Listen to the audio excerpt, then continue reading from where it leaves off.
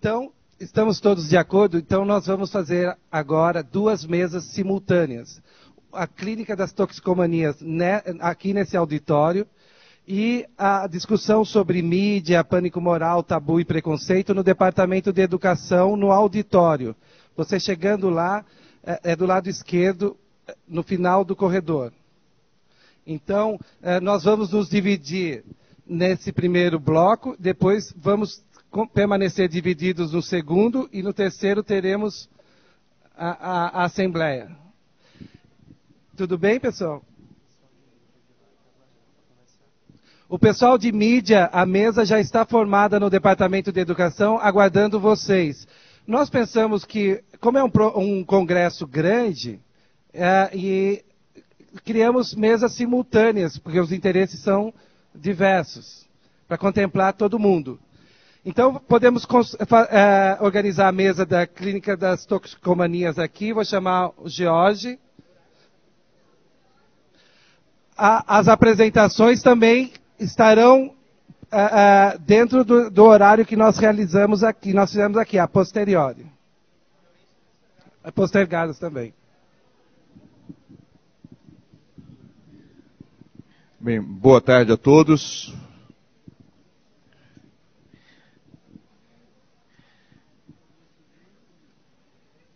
O Fernandes já fez uma breve apresentação do meu nome, mas eu vou me apresentar formalmente. Meu nome é George Soares, eu sou médico psiquiatra e trabalho no núcleo de clínica do CETAD, Centro de Estudos e Terapia do Abuso de Drogas, da Universidade Federal da Bahia. Coordenarei o trabalho da mesa clínica das toxicomanias e vamos contar aqui com a presença do Dr. Marcelo Cruz, da doutora Celi Cavalari, da doutora Heroí Aparecida da Silva e do doutor Dartil Xavier da Silveira. Todos presentes? Tudo bom? Obedecendo a metodologia do trabalho, cada expositor terá 15 minutos para a apresentação. Eu vou pedir um rigor nesse tempo para que a gente possa ter tempo suficiente depois para uma discussão, uma interlocução com a plateia, já que nós estamos com o tempo bem atrasado. O primeiro expositor vai ser o Dr. Marcelo Cruz, que é doutor em psiquiatria pela Universidade Federal do Rio de Janeiro, coordenador do Programa de Estudos e Assistência ao Uso Indevido de Drogas, o PROJAD, do Instituto de Psiquiatria da Universidade Federal do Rio de Janeiro. Marcelo, fique à vontade. Bom, boa tarde a todos e queria começar agradecendo ao Jorge, ao Fernandes e os demais organizadores do Congresso. Que eu pensei de conversar com vocês nessa exposição, nessa mesa sobre clínica das toxicomanias, de algumas dificuldades da prática do psiquiatra. Eu sou psiquiatra e tenho algumas atividades nesse campo, da atenção às pessoas que têm problemas com drogas, mas uma das atividades mais importantes da minha prática, e eu acho que o espaço onde eu tenho mais experiência é na minha prática clínica, como psiquiatra, atendendo pessoas que têm problemas com drogas. Então, eu pensei de falar sobre os desafios dessa prática do psiquiatra que atua com um referencial de redução de danos. E aí, toda vez que eu vou falar sobre o tema central do que eu vou falar, eu fico muito preocupado com a possibilidade de não ser bem interpretado, porque, na realidade, eu queria falar de problemas, dificuldades dessa prática psiquiátrica, que são situações delicadas. Eu acho que a gente está num evento que, como foi visto na mesa anterior, as pessoas, na sua grande maioria, pelo menos, têm uma visão de redução de danos e antiproibicionista, como eu também. E eu vou colocar alguns problemas. Eu fiquei pensando que em alguns momentos eu estou precisando de uma supervisão. Há uns 26, 27 anos eu estou precisando de uma supervisão nesse aspecto. Mas vamos lá. Então, o que eu quero falar é o seguinte. Primeiro, qual é o contexto dessa prática psiquiátrica, né? E aí, como eu imagino que tem muitos que não são psiquiatras, eu vou falar um pouquinho sobre esse contexto. O contexto é de um profissional que tem uma determinada formação, né, do curso médico e que tem uma ênfase muito grande em determinados aspectos, né? Quer dizer, todo mundo sabe da abordagem biologicista da Faculdade de Medicina, mas tem outros aspectos que são também complicados para a prática psiquiátrica, e principalmente para a prática do psiquiatra que atende pessoas com problemas com drogas. Por exemplo, faz parte desse contexto da formação médica uma determinada expectativa, que eu diria que não é só uma expectativa do médico que está se formando, eu diria que é uma expectativa maior da sociedade como um todo, mas isso vai se cristalizando dentro da prática psiquiátrica ou dentro da prática médica, que é a prática de uma determinada, a expectativa de uma determinada atuação médica, né? Quando eu dou aula para os meus alunos do 5º ano de medicina, eu dou o exemplo caricato, evidentemente, daquele médico do seriado House, né? O que o House faz? O House pega casos complicadíssimos, faz elaborações também complicadíssimas e soluciona os casos, né? Em geral com uma medicação ou com uma cirurgia. Evidentemente que é caricato, né? É uma fantasia, mas é muito um reflexo de uma determinada expectativa que a sociedade tem do médico e que o profissional que se forma em medicina, pelo menos estou falando da minha experiência pessoal, tem da sua prática futura. E eu acho que isso é uma das coisas que torna difícil depois a prática médica em todos os aspectos, e especialmente na atenção ao usuário de drogas. Além disso, eu acho que o psiquiatra ele vive dentro de um outro contexto, que é um contexto histórico, que é o fato, né, de historicamente, em alguns momentos negros aí da psiquiatria, a psiquiatria ter sido usada e ter se associado a práticas intensamente repressivas, né, com cunho moral, etc., extremamente negativo e, felizmente, em grande parte já criticado e abandonado. Mas faz parte da história da psiquiatria isso. No caso do atendimento das pessoas que têm problemas com drogas, quando o psiquiatra começa a atender pessoas com problemas com drogas, existe uma série de questões que dificultam esse atendimento e que tem a ver com esse contexto que eu estava falando. Por exemplo, os meus alunos residentes, eles, nas primeiras encontros, né, na supervisão, uma das coisas que é mais evidente é que eles me perguntam qual é o remédio que eu passo para esse paciente. Né, então, aquela expectativa, eu acho que isso tem a ver com aquilo que o Siddhartha estava falando anteriormente, essa ideia de que a gente vai ter um remédio para passar para os nossos pacientes e isso vai resolver seus problemas, por exemplo, seus problemas com drogas. E os residentes ficam muito frustrados quando eu digo, olha, até tem alguns remédios que diminuem a vontade de usar droga, mas certamente isso não é questão central do que a gente faz como psiquiatra. Tem um monte de outras coisas importantes na nossa atuação e o diagnóstico tem uma importância, mas certamente que a medicação é muito limitada na sua possibilidade de ajudar essas pessoas. E isso tem médicos, tem residentes, por exemplo, que não suportam essa impotência diante dessa situação, né? Aquela expectativa de que vai ter um diagnóstico e que essa intervenção do médico, né, por exemplo, passando um remédio, vai ter uma consequência que vai, de alguma forma, sinalizar sobre a sua própria eficácia, né? Então, eu acho também que uma das coisas que torna muito difícil para o médico de atuar no atendimento da pessoa que tem problemas com drogas é que isso uma das pessoas que eu entrevistei muito tempo atrás, né, fazendo minha tese de doutorado, ele me disse isso com todas as letras de forma muito exemplar. Ele dizia assim, quando eu tenho um paciente deprimido, eu passo um remédio, ele toma e melhora da depressão. Quando eu tenho um paciente que usa álcool ou usa outra droga, eu posso fazer tudo direitinho que eu tenho que fazer, passar um remédio correto, e ele simplesmente não tomar o remédio, ou ele continuar bebendo e continuar usando droga. E isso provoca uma frustração brutal e, em alguns casos, insuportável para o médico, principalmente para o médico jovem.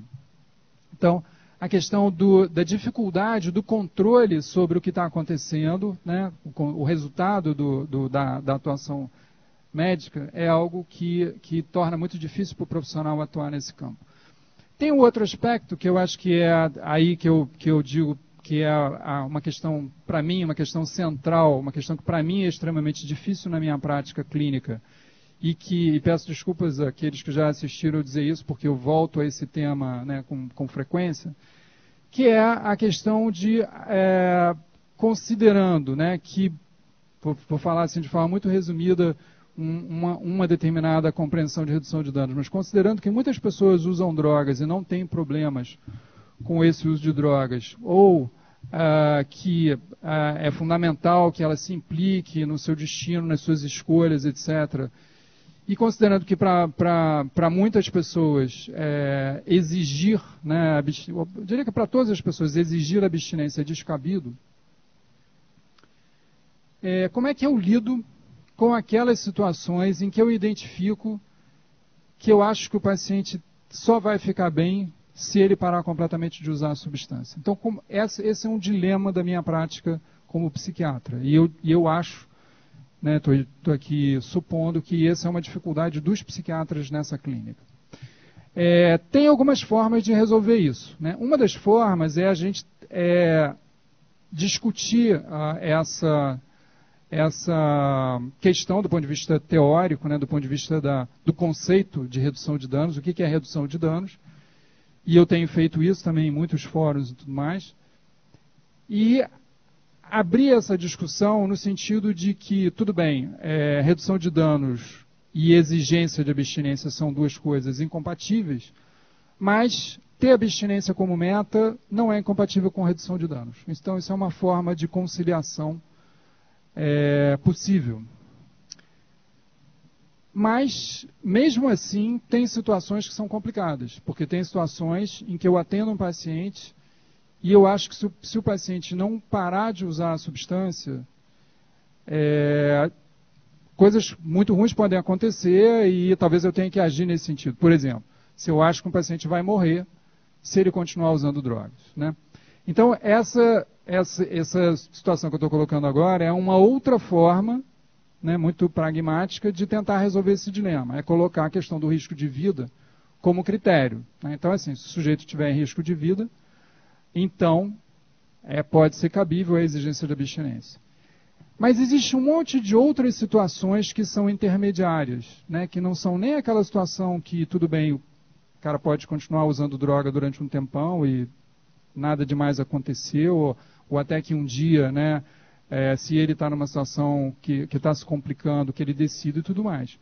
Mas conseguir identificar quais são essas situações e que momento, né, que o médico tem que atuar aí com uma ação de controle mesmo, com uma atuação de algum tipo de autoridade, é algo que é muito difícil na prática clínica. Comparando, né, para quem não é psiquiatra, com outras áreas da psiquiatria, para vocês verem como é que essa coisa complicada. Se eu tenho um paciente psicótico que está delirando, está alucinando, está completamente desorganizado e está se colocando em risco de vida, não é muito complicado para o psiquiatra, em termos técnicos, éticos, na relação dele com a profissão dele dizer, essa pessoa tem que tomar medicação, essa pessoa tem que ser internada. Mas no caso da pessoa que usa drogas, isso é muito pouco claro, né? Quer dizer, você não tem, eu estou falando de alucinação, de delírio, que são coisas que para o psiquiatra são, por mais que sejam coisas muito abstratas para muitas pessoas, para o psiquiatra tem como identificar, existem orientações, digamos assim, psicopatológicas de identificar essas situações. No caso do uso abusivo de substâncias, isso é muito menos claro, isso é muito mais vago. Me lembro de um residente me perguntando, Marcelo, fulano de tal internou porque estava usando droga, estava mal, estava correndo risco de vida, ele já está internado aqui há algum tempo, aquelas situações estão diferentes, mas eu não sei se está na hora de dar alta. Como é que a gente dá alta para uma pessoa que está internada? Né? Quando que se dá alta para uma pessoa que tem problema com drogas? Né? E mais ainda, né, nessas situações em que eu atendo na minha prática clínica pessoas que têm problemas com drogas, em algumas ocasiões, ou por uma decisão minha, ou por uma decisão que não foi minha, houve algum tipo de intervenção que foi involuntária para o paciente e deu bom resultado. Por exemplo, um paciente que é internado involuntariamente, uma determinada situação que eu atendi, só uma situação, uma vinheta clínica, né? Um paciente que eu atendi, um jovem que estava se colocando em risco de vida, e eu decidi pela internação dele, ele me xingou muito, não sei o que e tal, foi internado. 2 anos depois, ele, né, com tratamento, enfim, com as modificações que se passavam, o pai dele chegou para mim e disse: Marcelo, eu acho que ele está bem, eu acho que dá para encerrar o tratamento e vamos adiante. Eu falei: concordo, vamos encerrar o tratamento, mas antes eu queria conversar com o fulano. E aí eu perguntei para o paciente: vem cá, teve aquela situação em que eu internei você involuntariamente. E eu queria que você me dissesse, você ficou com muita raiva naquela época, e aí, como é que é para você isso? E ele me respondeu assim: eu precisava. Então, quer dizer, eu acho que isso provoca a necessidade de uma discussão, né? E eu acho que tem que ser uma discussão nesse fórum. Não é a discussão pelas pessoas que têm uma abordagem proibicionista ou repressiva, né? Eu acho que é nesse fórum aqui. Da mesma forma, eu acho que eu vou fazer um paralelo aí, não sei se o Siddhartha concordaria com o meu paralelo, mas da mesma forma que eu acho que é responsável a gente discutir os riscos da descriminalização da maconha, eu acho que a gente deve discutir também essas situações na abordagem clínica. De tal forma que a gente tenha, enfim, alguma forma da gente se orientar. A gente sempre pode ter uma solução que eu não gosto muito, que é aquela coisa do caso a caso. Vamos decidir caso a caso. Tudo bem. No fundo, eu acho que a gente tem mais é que decidir caso a caso mesmo. Mas eu acho que a gente tem que ter uma discussão, nem que seja teorizar, pensar sobre isso, de tal forma que algumas coisas orientem a gente, para a gente não ficar, né, enfim, tomando decisões, sei lá por que motivo, e dizendo que a gente está tomando decisões caso a caso. Não sei como. 5 minutos. Então, assim, eu acho que essa discussão, acho que é uma discussão interessante. Eu não sei se a gente poderia, né, propor aí para a gente aprofundar posteriormente, talvez num outro evento. Mas, volto a dizer, é uma questão que, né, que é importante para mim ao longo desses 20 e tantos anos que eu atendo nessa clínica, e eu acho que é uma discussão que eu acho que a gente deveria abordar, né? As pessoas que têm uma abordagem de redução de danos. E eu tenho algumas sugestões em relação aos psiquiatras de uma forma geral, né? E eu tenho uma sugestão para os não psiquiatras, né? Uma sugestão é a gente compreender essas dificuldades, principalmente dos psiquiatras em formação, né? Quer dizer, é importante a gente entender esse contexto e é importante a gente, enfim, ajudar de alguma forma, né, os jovens psiquiatras, principalmente, nessa discussão. Outro dia eu estava conversando com a equipe do Projad e eu estava dando um exemplo para eles de como muitas vezes a formação médica é tão ruim que profissionais de outras formações não têm noção. E eu estava dando um exemplo para eles que era o seguinte: me pediram para escrever um texto sobre emergências para uma determinada publicação do Ministério da Saúde e tudo mais. Aí eu escrevia esse texto sobre emergência, e num determinado ponto eu coloco assim, que é muito importante que as situações, que as equipes de emergência, não sei o que, sejam equipes tenham reuniões multidisciplinares supervisionadas. E um dos pareceristas me fez a seguinte pergunta: o que é uma equipe multidisciplinar supervisionada?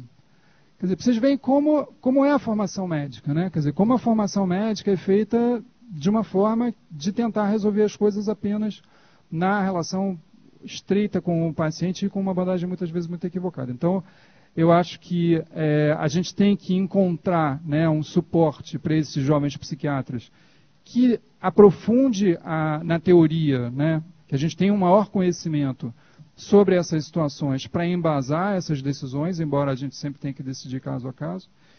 E mais do que isso, eu acho que a gente tem que incentivar em todos os serviços essa abordagem multiprofissional e multidisciplinar, né? Quer dizer, na realidade, a questão é que nenhuma dessas situações de pessoas que têm problemas com drogas são compreendidas através de um único olhar, né? Quer dizer, eu acho que os psicanalistas só não conseguem entender. Estou terminando.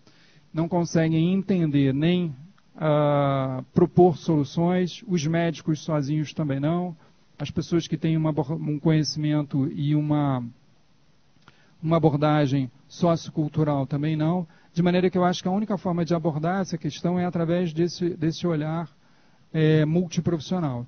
E isso tem que se dar tanto em termos da compreensão das propostas para a coletividade, né, política para as drogas e tudo mais, quanto para a clínica e no atendimento clínico, que as equipes sejam multiprofissionais e que haja uma discussão sobre essas situações que são tão difíceis. É isso, basicamente. Obrigado.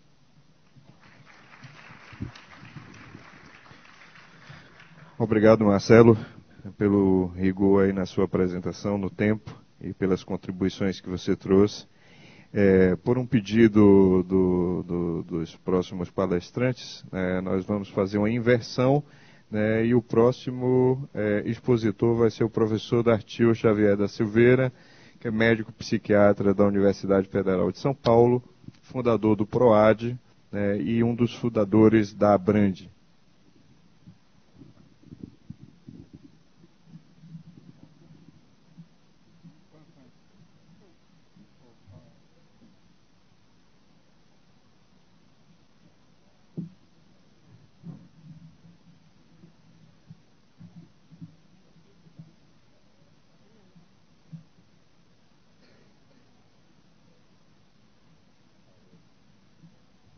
Alô? Não tem uma apresentação minha?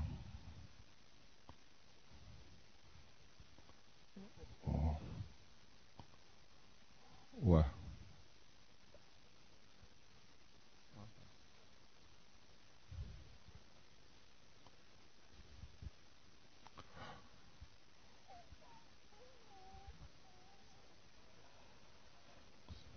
Não, eu não falo na raça mesmo.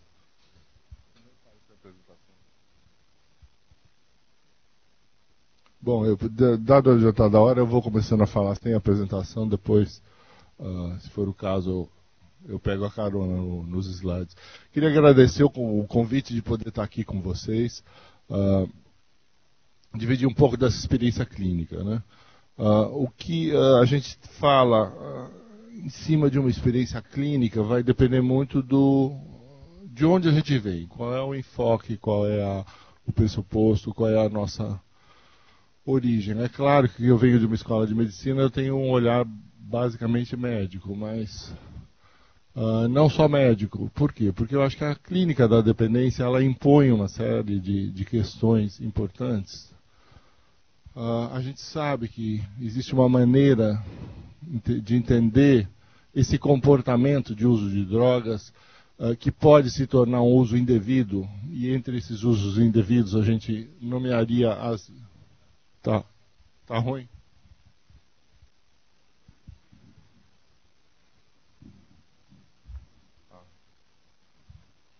Eu tô mal localizado.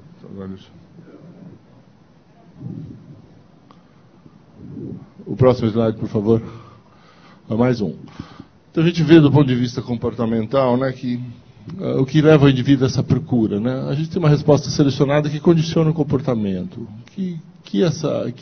Qual é a origem disso? A procura por comida, por sexo, por interação social, por droga. Queria chamar a atenção, esse é um modelo clássico comportamental, mas todas essas esferas têm algo em comum que a gente esquece de mencionar quando a gente fala de drogas, e esquece de mencionar quando a gente fala da clínica das dependências, que é a dimensão do prazer. São substâncias que levam ao prazer. A gente fala de drogas, a gente relaciona drogas com uma série de coisas negativas. A gente se esquece que o grande motor da procura de uma droga é a busca do prazer. O próximo, por favor. No caso da dependência, é quando entre esses reforçadores sociais a droga toma a saliência, ela ocupa todo o espaço. E é por isso que os dependentes químicos se desinteressam por se alimentar, por se interar socialmente, e ter atividade sexual e assim por diante. Próximo. Aspectos da dependência. A gente pode separar aspectos comportamentais e fisiológicos. Fisiológicos teria a ver com os efeitos físicos do consumo. que não caberia aqui discutir os detalhes disso, e os aspectos mais comportamentais, a questão do impulso ao consumo e diversos padrões patológicos de consumo. Em se tratando do aspecto da dependência, o impulso é a questão central, porque do ponto de vista psiquiátrico, o que seria a dependência? O que diferenciaria um usuário de um dependente? É a incapacidade do controle do impulso. O usuário determina, eu vou usar tal droga em tal quantidade, em tal circunstância. O dependente, ele não tem essa possibilidade. Tem um impulso maior do que a vontade que leva ele a consumir a substância. O próximo. Aqui, só passando rapidamente, na verdade eu me enganei, eu achei que eu tinha 30 minutos, eu vou passar bem rápido alguns slides, porque senão eu não vou conseguir ficar nesse... Mas volto, isso, o anterior. Na verdade, a gente teria 4 sistemas cerebrais, o sistema inibitório do lobo frontal, que vai determinar o controle que você tem sobre uma determinada atividade, a questão da motivação, que se relaciona com a impulsividade também, a questão da recompensa, que tem a ver com o prazer, que isso é expresso biologicamente pela via dopaminérgica, né? E a questão da memória e aprendizagem, que é algo que tem sido muito estudado ultimamente como algo central na dependência, o quanto, o Siddhartha até mencionou um pouco isso, o quanto que o hipocampo está relacionado, ou seja, você associa determinadas situações de prazer à presença de determinada substância. Por isso que a gente fala para os nossos pacientes, olha, não vá frequentar tal lugar, porque é lá que você usava droga. Então, só o fato de ele ir para o lugar, isso desencadeia todo um sistema de ativação daquela vontade, que é a questão da fissura, né, que desemboca na impulsividade. Mas vou passar rapidamente, próximo. E aqui só para lembrar, então a gente teria 4, a saliência da droga, que é o reforçador social no caso, o controle do lobo frontal, que está deficiente, a impulsividade que está aumentada e essas memórias relacionadas àquela atividade. Eu coloquei esse slide só para... a gente está falando da clínica e do tratamento, todas as medicações que são desenvolvidas são pensando nesse sistema. Então, as medicações que se usa para um dependente são, ou eles aumentam os efeitos daqueles outros reforçadores, que não a droga, né? Ou eles aumentam o controle inibitório do lobo frontal, a capacidade do indivíduo resistir àquele impulso de utilizar, interferência nas memórias condicionadas, que é a fissura. E também, lembrando, algumas medicações agem na contraposição de respostas ao estresse que levam à recaída. A gente sabe que o estresse, situações de ansiedade, são gatilhos para o indivíduo que estava se mantendo abstinente recair, né? Então, para lembrar que através desses quatro sistemas que se baseia a lógica da medicação. O próximo. Eu peguei só a questão de dependência de cocaína e crack, só como exemplo, né? E de todas as substâncias que foram testadas na sua efetividade para dependência de cocaína e crack, só 3 classes de medicações mostraram ser eficazes ou promissoras: o propiona, modafinil, o propiona antidepressivo, modafinil para transtorno de atenção. Aqui eu chamo a atenção, dexa e metanfetamina, que são drogas de abuso também, e elas são substâncias que são muito efetivas no tratamento de dependência de cocaína e crack. Então, o trexone, sulfiram e baclofen são medicações usadas amplamente no alcoolismo, que se descobriu que também ajudam os dependentes de cocaína e crack. Mas isso só a nível de exemplo. Próximo. Mas, eu falei sobre o aspecto comportamental, o aspecto biológico, e mencionei até qual é a justificativa de se pensar nesse sistema neurobiológico para justificar a lógica da medicação. Mas o problema é muito mais amplo do que um cérebro apenas, né? A gente falou desses aspectos neurofarmacológicos, tem uma série de estudos genéticos que eu gostaria de chamar a atenção, porque eles têm sido utilizados indevidamente como argumentação de um modelo excessivamente biologizante. Existem, sem dúvida, algumas formas, sobretudo de alcoolismo, que têm um comportamento genético muito claro. Só que os geneticistas sempre omitem um dado que eu acho mais importante do que esse que eles dizem. É que a grande maioria dos estudos não conseguiu comprovar um aspecto genético. Ou seja, a grande maioria dos estudos não conseguiu identificar esse padrão genético, que uns poucos conseguiram. Isso significa o quê? Que a gente não está falando de um fenômeno único. Existem algumas formas de dependência química onde o aspecto genético é patente, mas a grande maioria das dependências não passa por esse aspecto. A questão das teorias comportamentais, elas se desenvolveram muito no século XX. Eles começaram, acho que, dos discípulos do Freud que migraram para os Estados Unidos, que os psicólogos, psicoterapeutas que trabalhavam com o ego, né, psicologia do ego, e diversos modelos behavioristas e comportamentais foram desenvolvidos. E eu gostaria de chamar a atenção que embora esses modelos sejam os mais discutidos na literatura, é porque eles são os mais pesquisados, porque existem alguns poucos estudos comparando intervenções comportamentais com intervenções psicodinâmicas, e a grande maioria deles mostram eficácias comparáveis. Não existe uma superioridade do modelo comportamental behaviorista.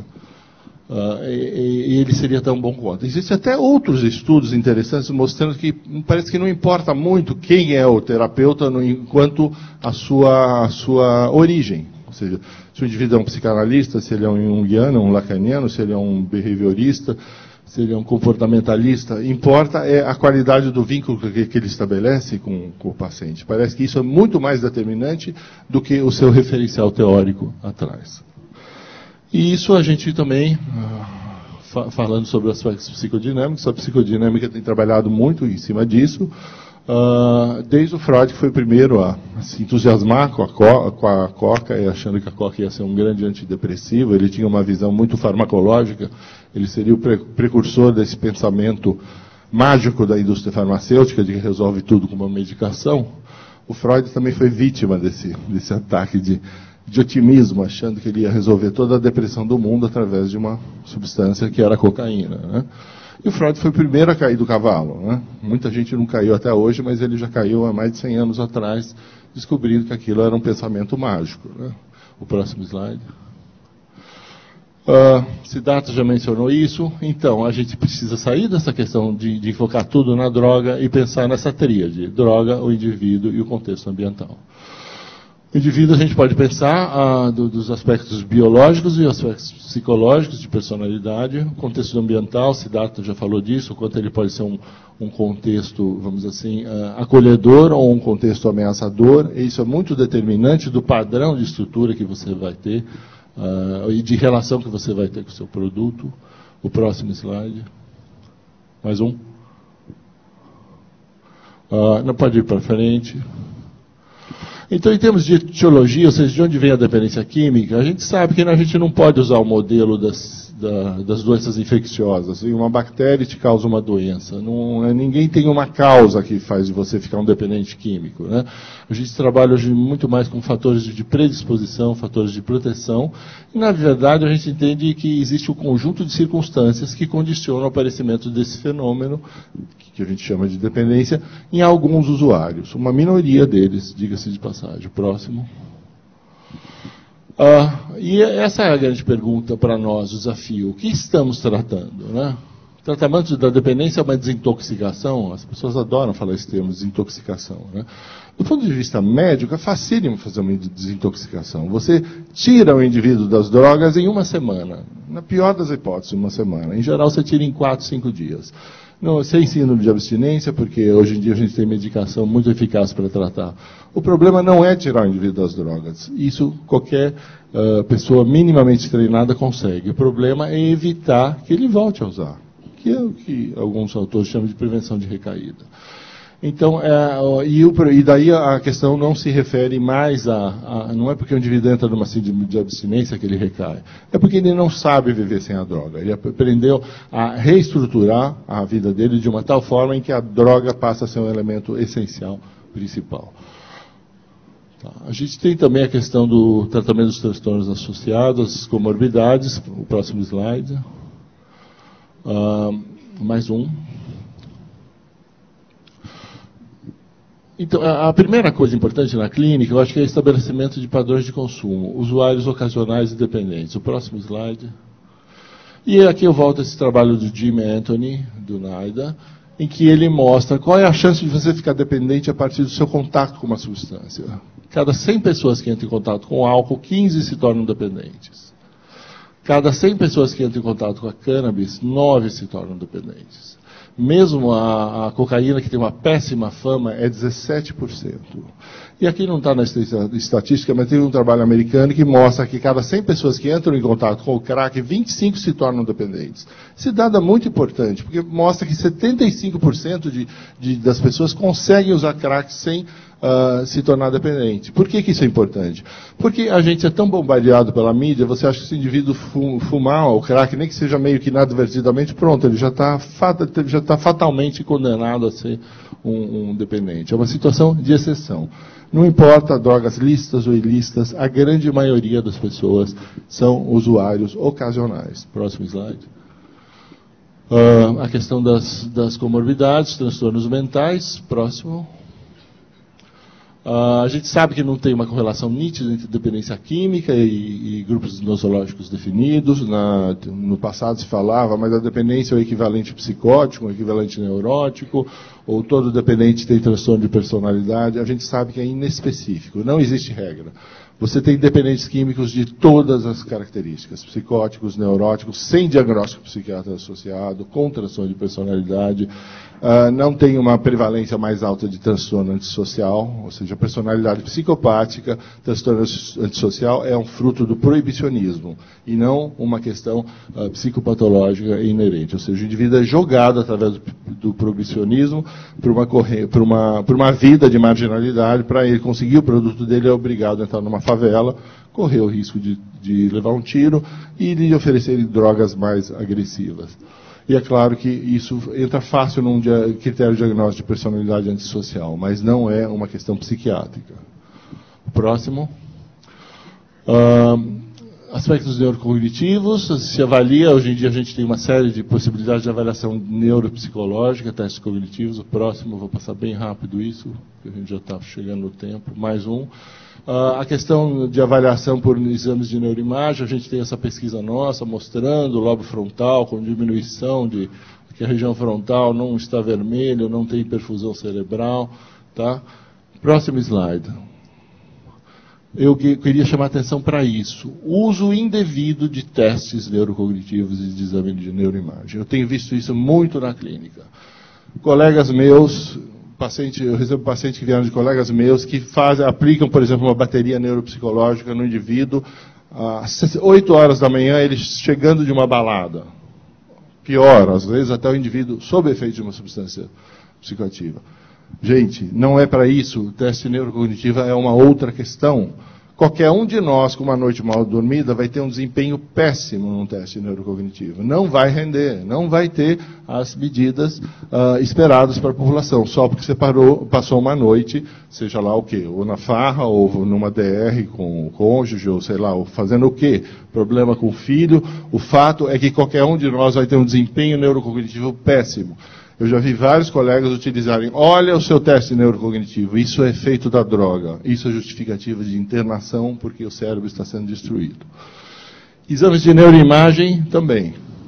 Eu fui dos primeiros lá na universidade a fazer exames de neuroimagem em setting de pesquisa. Não existe indicação clínica para exame de neuroimagem de um dependente químico. Por quê? Porque você não vai tomar nenhuma decisão em termos de conduta diagnóstica em cima de um resultado de neuroimagem. Ele não tem essa capacidade. É diferente de uma chapa de pulmão que você faz e você identifica que o indivíduo está com pneumonia, ou seja, psiquiatras que pedem na clínica exames de neuroimagem, eles estão querendo parecer aos seus clientes que eles são pessoas muito atualizadas e que estão assim na ponta da modernidade nessa questão. Isso é um uso indevido, é uma fraude que os neuropsicólogos e os neuropsiquiatras estão fazendo de uma forma absurda.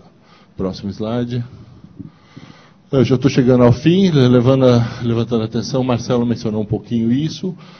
A interação compulsória seria uma medida jurídica dirigida àquela pessoa que não tem nenhum familiar e que está numa situação de risco, então o Estado precisa se ocupar dele. A interação involuntária é contra a vontade do indivíduo, como o nome diz, é um familiar que em geral toma essa atitude. E o que acontece com isso? Claro, a interação compulsória, eu entendo, o Estado cuidando de uma pessoa, mas não é isso que a gente vê que está acontecendo na prática. Na verdade, a gente vê isso muito mais como uma medida higienista. As internações involuntárias seriam também quando o indivíduo perdeu a capacidade de autodeterminação. Ou seja, que situação é essa? Indivíduos psicóticos ou numa situação de risco de suicídio. Não se questiona isso é muito claro, a necessidade de internação voluntária, só que esses casos são a minoria da minoria dos dependentes químicos. Então você nunca pode preconizar uma internação compulsória involuntária como medida de saúde pública. Ela é uma medida de exceção determinada por critérios clínicos. Ponto. Mesmo a internação voluntária, ela daí é claro que pode se respeitar. Mas existe algo que está na consciência coletiva das pessoas acharem que as internações são o melhor método de tratamento da dependência química, o que é um engano. Porque a gente tem estudos de eficácia mostrando que a maior eficácia é obtida com tratamentos ambulatoriais, nos modos que se preconizam, por exemplo, nos CAPS-AD, por equipes multidisciplinares, e, em geral, as internações, mesmo as voluntárias, a taxa de eficácia é menor. As involuntárias é muito menor. Tem estudos mostrando que as internações involuntárias, a taxa de recaída é de mais de 90% no primeiro mês depois da internação. Então, é uma medida que não se justifica enquanto política pública. Ela só seria para casos de exceção. Próximo. Lembrando que os modelos de intervenção baseados na abstinência, eles têm uma taxa de sucesso muito baixa, seria de 35%, sendo que 10% a taxa de cura espontânea. São os dependentes que param de usar mesmo sem nenhum tipo de intervenção. Então, os 35% de eficácia nossa caem para 25%. É só isso que a gente ajuda, 1/4 de quem nos procura. Isso significa que 65% de quem procura ajuda não pode se beneficiar desse modelo baseado na abstinência. Próximo slide, estou acabando. A gente tem, então, a redução de danos como alternativa para esses 2/3 que não se beneficiam, que é uma política de saúde que se propõe a reduzir prejuízos de natureza biológica, social e econômica do uso de drogas, pautada no respeito ao indivíduo. Ou seja, eu tiro o foco da droga. A droga não é mais o central. Eu vou, mesmo sabendo que ele não vai continuar abstinente, eu posso propor estratégias para ele reduzir os danos relacionados a esse consumo. Próximo. Mais um. Bom, eu acho que é isso que eu queria dizer. Eu queria só lembrar o seguinte, a título de palavras finais, né? A gente começar a questionar o quanto que a gente é bombardeado pela mídia, pela consciência coletiva, pela psiquiatria tradicional, por todos esses ismos e essas correntes de pensamento que, na verdade, acabam manipulando a gente de uma forma, a gente fazer uma classificação muito mecanicista, muito pobre de drogas em drogas boas, drogas ruins, drogas do bem, drogas do mal, drogas lícitas, drogas ilícitas, as drogas médicas e as drogas dos traficantes, quando, na verdade, elas todas são muito mais parecidas do que a gente gostaria. Então, não existe uma droga do bem e uma droga do mal. Eu acho que drogas não são boas ou más. O que pode ser criativo ou destrutivo é a maneira como eu me relaciono com elas. Obrigado pela atenção.